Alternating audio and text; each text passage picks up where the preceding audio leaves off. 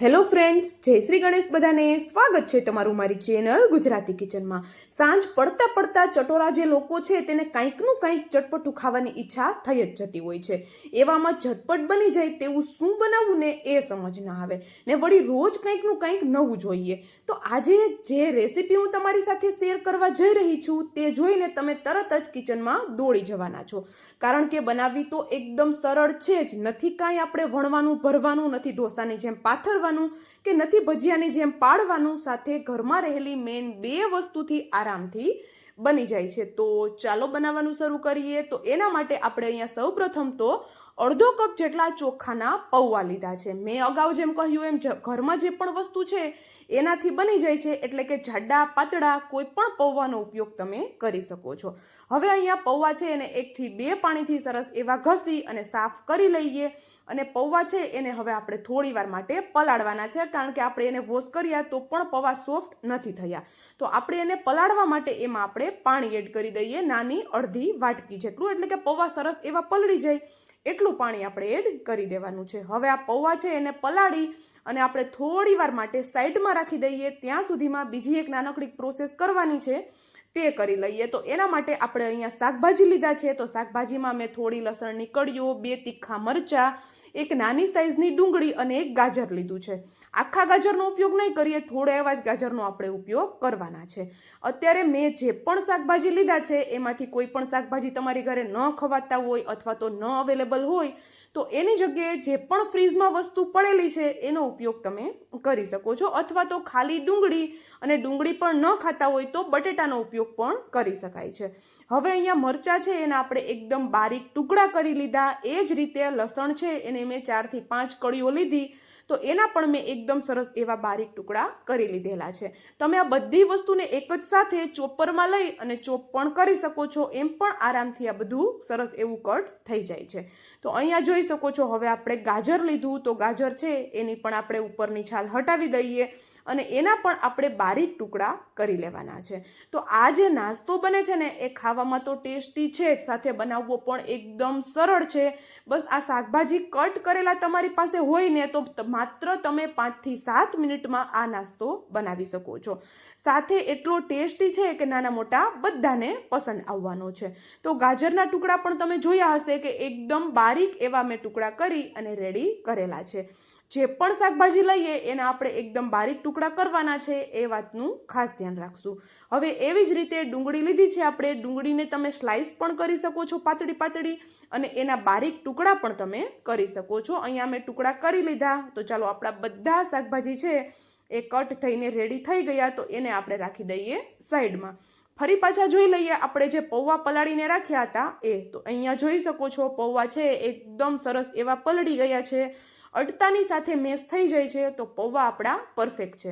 તો હવે આપણે અહીંયા લઈ લીધું એક મિક્સરનું જાર, અને પાણી સહિત પૌવાને આપણે પલટાવી દેવાના છે. તો પાણી આપણે પલાળતી વખતે થોડું વધારે ઓછું થશે તો કોઈ પ્રોબ્લેમ નથી, કારણ કે પીસતી વખતે આપણે પાણી એડ કરવાની જરૂર ચોક્કસથી પડવાની જ છે. અહીંયા પૌવાની સાથે આપણે એડ કરેલો છે અડધો કપ જેટલો ચોખાનો લોટ.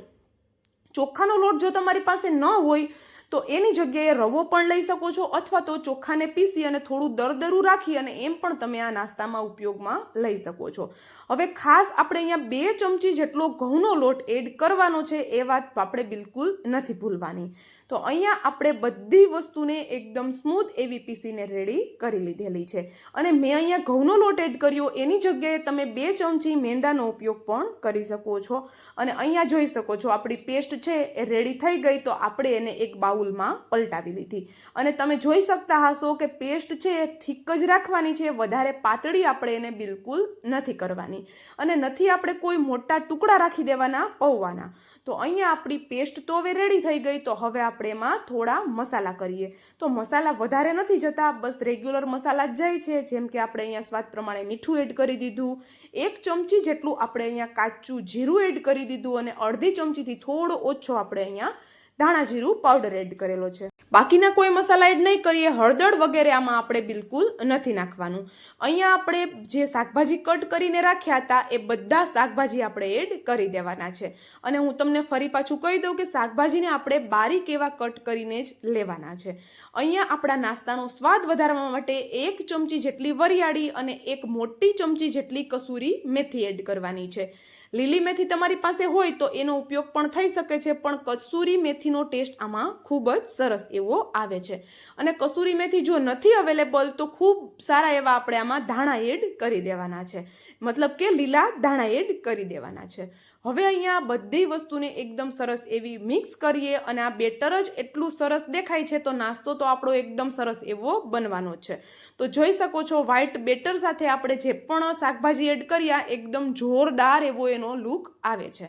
તો અહીંયા બેટરમાં આપણે હવે કોઈ દહીં સોડા ઈનો કોઈ વસ્તુ એડ નથી કરવાની. બસ માત્ર હવે આપણે આમાં એડ કરી દઈએ ફ્રેશ વાટેલા મરીનો પાવડર, કારણ કે ફ્રેશ વાટેલા મરીનો પાવડરનો આમાં ટેસ્ટ ખૂબ સરસ એવો આવે છે. તો ચોક્કસથી એડ કરવાનું છે અને ફ્રેશ વાટીને જ એડ કરવાનું જો બને તો. અહીંયા આપણે મરીનો પાવડર છે એને પણ સરસ એવો મિક્સ કરી લીધો અને હવે આપણે નાસ્તો બનાવશું.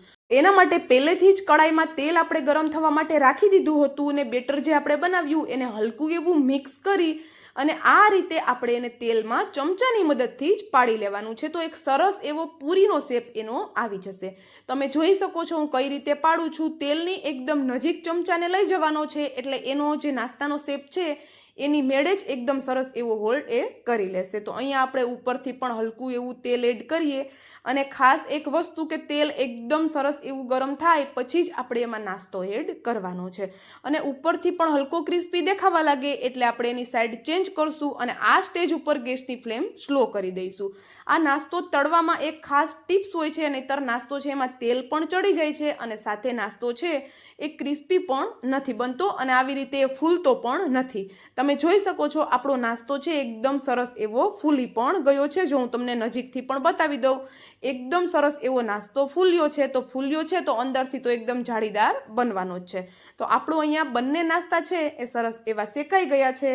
હું અત્યારે મીડિયમ ક્રિસ્પી એને રાખું છું. તમારે જો વધારે ક્રિસ્પી કરવા હોય તો એનો કલર પ્રોપર ચેન્જ થાય ત્યાં સુધી આપણે એને થવા દેવાના છે. તો બીજો બેચ તળતી વખતે આપણે શું કરશું કે ગેસની ફ્લેમ ફરી પાછી ફાસ્ટ કરી દઈશું. તેલ હલકું ગરમ થાય પછી આપણે બીજો બેચ એમાં એડ કરવાનો છે. બસ એ જ વાતનું ધ્યાન રાખી અને બધો નાસ્તો આપણે એ જ રીતે બનાવી અને રેડી કરી લેવાનો છે. અને હા, જો તમે અત્યાર સુધીનો વિડીયો જોઈ લીધો હોય એમાં થોડું પણ જો કંઈક તમને પસંદ આવ્યું હોય તો વિડીયોને લાઇક, શેર અને ચેનલ પર નવા હોય તો જલ્દીથી ચેનલને સબસ્ક્રાઈબ કરી દેજો આવા જ નવા વિડીયો જોવા માટે. તો અહીંયા આપણે એ જ રીતે બધા નાસ્તાને તળી અને રેડી કરી લીધેલો છે અને નાસ્તાનો લુક તમે જોઈ શકો છો એકદમ જોરદાર આવે છે. ગરમ ગરમમાં એકદમ ક્રિસ્પી કરારો લાગશે અને હલકો ઠંડો થયા પછી એકદમ સોફ્ટ મોઢામાં મૂકતા ઓગળી જાય એવો બની જશે. તો અહીંયા આપણો એકદમ ચટાકેદાર, ચટપટો અને ઝટપટ બને એવો નાસ્તો તૈયાર છે. તો ચાલો હવે મળશું આવા